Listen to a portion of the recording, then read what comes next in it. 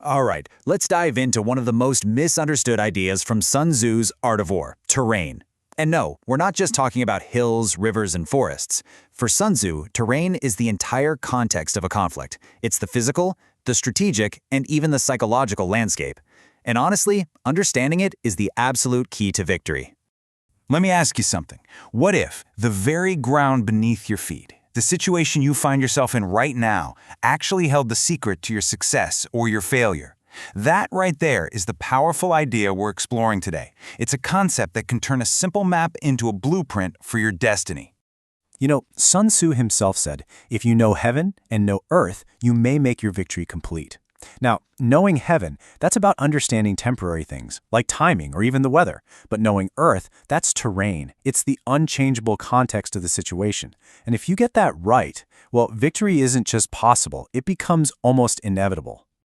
So, what did Sun Tzu really mean by terrain? Because it's so much more than just geography. It's about looking at the world like a strategist, seeing all the advantages and disadvantages that are just baked into the fabric of a situation. So here's the big idea. For Sun Tzu, terrain is everything. It's the distances, great and small. It's the chances of life and death. It is the whole picture. The best way to get our heads around this is to think of it in 3 layers, starting with the most literal one, the physical ground itself. Okay, first up, the physical landscape. Sun Tzu laid out these crystal clear, direct rules for how to handle the literal ground your army is marching on. These aren't some abstract philosophies, you know? They're super practical instructions that really form the bedrock of strategic thinking. And here they are. And these rules are just brilliantly simple. With mountains, you get through them fast so you don't get trapped. With rivers, once you're across, get away from the bank. It tempts the enemy to follow you into a really vulnerable spot. Marshes? Obvious, right? Get through them, don't linger. And on flat plains, you use whatever little bit of high ground you can find to your advantage. It's simple observation, but with profound strategic implications. Okay, but this is where it gets really interesting. Sun Tzu takes these physical rules and he builds on them, moving us up from simple geography to actual strategic situations. The type of ground itself starts to dictate your entire plan. This is where the landscape literally becomes strategy. So Sun Tzu identified these 6 key types of what he called strategic terrain. Take a look at entangling ground. He basically describes it as a trap. It's easy to get into, but it's a nightmare to leave. Now, attacking an unprepared enemy here, go for it. But if they're ready for you, it's a disaster. And then there's temporizing ground. Think of it as a stalemate, where whoever moves first is at a disadvantage. You see the pattern here, right? Each type of ground has a very specific rule attached. It's not just about where you are. It's about what you have to do because of where you are. Let's make this real. Imagine you're on that temporizing ground, the stalemate. The enemy tries to lure you out. Maybe they pretend to run away. Sun Tzu's advice is clear. Don't you move. You don't take the bait.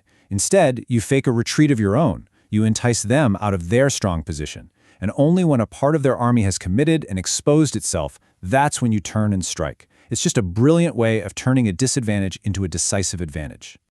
And now we get to the final and, I think, most profound layer.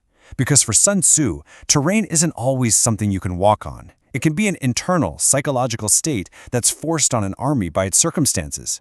He came up with 9 of these situations, and they're all about morale, desperation, and the raw will to fight. So let's start with what he called dispersive ground. This is when you're fighting on your own home turf. Now, you'd think this is a huge advantage, right? But Sun Tzu saw this critical psychological weakness. When your soldiers' homes and families are just over the hill, they're way more tempted to just scatter and run. Their will to fight as a single unit is fragile. So, his rule? Do not fight a big, decisive battle here. Now contrast that with serious ground.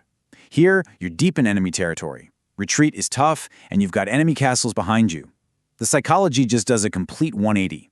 The army is now all in. Their focus is singular. So what becomes the top priority? Logistics. You must keep those supplies coming, because turning back is not a simple option anymore. And finally, we have the most extreme psychological state, desperate ground. This is a situation where there is literally no escape.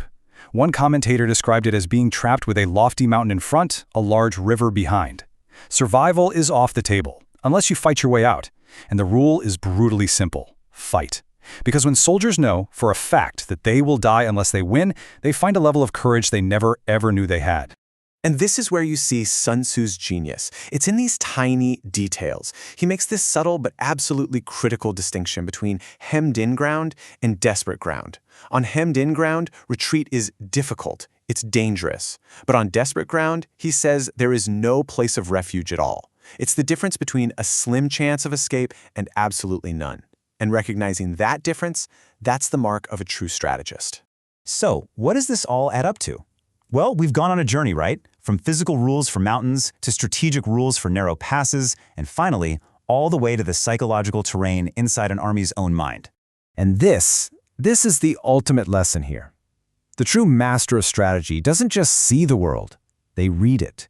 They understand that victory comes from perfectly adapting your actions to the complete context of the situation.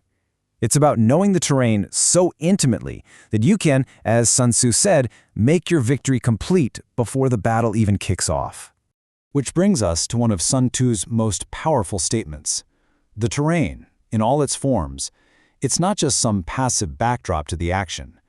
If you know how to read it, it becomes your greatest weapon. It becomes your most trusted ally in any conflict. So I'll leave you with this to think about. In your own life, maybe in your career, a big project, or a personal challenge, what is the terrain you're on right now? Is it accessible? Or is it entangling? Is your will to win a little weak because you're on dispersive ground? Or are you on desperate ground, where you have no other choice but to fight with everything you've got? Because understanding that landscape, that is the first step to mastering it.